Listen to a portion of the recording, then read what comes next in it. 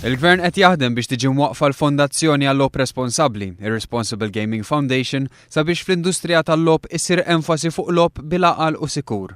Dan is-settur iħaddem aktar minn 5,000 persuna. Ħankunu qed nagħmlu infrastruttura diġitali iktar b'saħħitha ħalli ikollna capability ikbar mill-aspett diġitali u qed nippruvaw ukoll nidħlu naċċessaw f'niċeġ ġodda. Meta tlieta filgħodu kien qiegħed jitkellem fil-ftuħ tas-seminar Malta iGaming, is-Segretarju Parlamentari Edward Zammit Lewis qal li għall-Gvern is-settur tal-ICT huwa ta' importanza kbira. Għaldaqstant jinteressah li inizjattivi ta' iGaming u remote gaming isibu ambjent u infrastruttura li fihom jistgħu jikbru u jkunu ta' suċċess. Għal dan il-għan sal-aħħar tas-sena għandha tiġi preżentata strateġija diġitali mill-Aġenzija Maltija Teknoloġija tal-Informatika, il-MITA, u mill-Awtorità Maltija tal-Komunikazzjoni, l-MCA, sabiex Malta tkun minn ta' quddiem fl-industrija tal-ICT. Barra minn hekk għal is-Segretarju Parlamentari Zammit Lewis qed isir ħidma fuq il-proġett nazzjonali Fiber to the Home.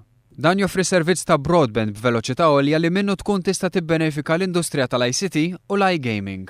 L-Awtorità dwar il-lotteriji u l-lob ukoll għandha tgħaddi minn riforma sabiex tkabbar u ssaħħaħ ir-rwol tagħha.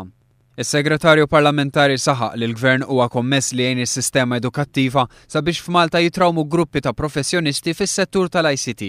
Barra minn hekk qiegħed jaħdem biex isaħħaħ l-ambjent ta' xogħol, ikunu esplorati swieq ġodda u jinġibed iktar talent u investiment lejn pajjiżna. By making the LGA and making the infrastructure that much better, that much stronger, then I really think that we could get back to the really leading edge of the European jurisdictions.